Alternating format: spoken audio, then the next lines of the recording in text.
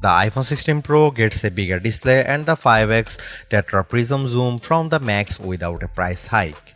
Add in promising Apple Intelligence features, a smarter Siri, and longer battery life, and this is a compelling flagship phone value. I just wish the charging speed got a boost and that visual intelligence and ChatGPT weren't coming later. Don't expect much new from the iPhone 16 display. The only real news beyond the size increase to 6.3 inches for this OLED screen is that it can get dimmer. The minimum is now just 1 nit. I put the two phones side by side in a dark room and I noticed the difference immediately. What's the benefit? You can use your phone in bed without disturbing your partner, and if you are using standby mode, the iPhone 16 Pro won't be as bright when you are using it overnight as an alarm clock. Otherwise, you get the same 120Hz refresh rate on this Pro Motion display and the same max brightness. Apple claims a peak brightness of 2000 nits outdoors and 1600 nits for HDR content. We simulate outdoor conditions with a flashlight and the iPhone 16 Pro reached 1553 nits. That's higher than the Galaxy S24 Ultra but way behind the Google Pixel 9 Pro. Apple has added a new button to the iPhone 16 Pro, but it's not technically a button. The camera control is a recessed capacitive switch that provides haptic feedback. Press once to launch right into the camera and press again to snap a photo. It's simple and works well in landscape and portrait mode. I found it easy to launch straight into the camera and I like that you can press and hold the camera control to record a video. Though, if you take your finger off the button, the video stops. I wish you could customize that. The camera control has a lot of tricks, including the ability to zoom in and out by sliding your finger left and right on the button, and a soft double press launches a mini menu. You can scroll through to tweak things like exposure, depth, and choose photographic styles. There's a learning curve to camera control, but I'm glad that it's an option. Plus, this frees up the action button on the left side of the iPhone 16 Pro for programming other shortcuts. The iPhone 16 Pro has a few key upgrades that I appreciated during my testing. There's a sharper 48MP ultra-wide camera, a faster 48MP main fusion camera with zero shutter lag, and the 5x tetra prism zoom borrowed from the Pro Max series.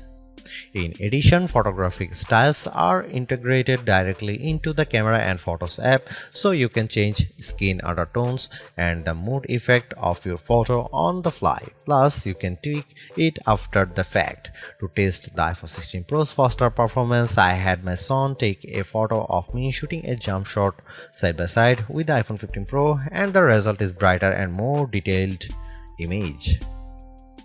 How does the iPhone 16 Pro compare to the best camera phones? I shot a number of pictures using the iPhone 16 Pro alongside the Samsung Galaxy S24 Ultra and the Google Pixel 9 Pro XL to find out. I put the ultra-wide camera to the test on the iPhone 16 Pro with this shot of a beach and Apple comes out on top. The colors are more natural through the iPhone versus the Galaxy S24 Ultra, and Samsung's peak looks distorted on the right side by the flowers.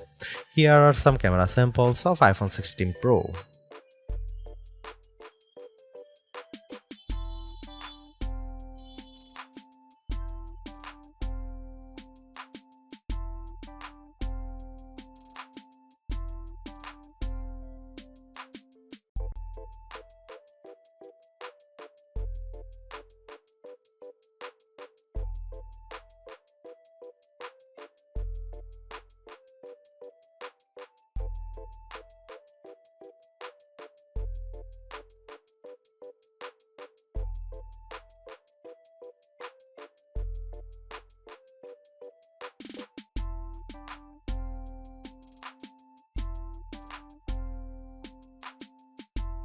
Hey Siri, are you smart yet? Apple Intelligence isn't officially coming to the iPhone 16 series until October, but I was able to try out some of this feature ahead of its official launch as part of the iOS 18.1 developer preview. Writing tools can be fairly helpful. I used it to summarize a long note in the Apple Notes app and it came up with a useful summary. I also had fun with writing tools trying to rewrite an email I purposely wrote in a rude tone, choosing the professional option, and the result was indeed closer to what I would usually send.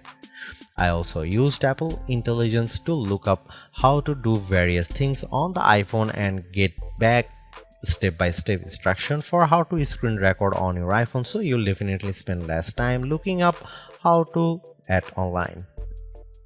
On the Photos front, my favorite Apple Intelligence feature is Memory Movie. You can give the Photos app a prompt like a beach memories through the years with an upbeat soundtrack, and you will see the AI go to work sifting through all your photos and videos, and the end result was pretty satisfying, fittingly ending with a sunset peak.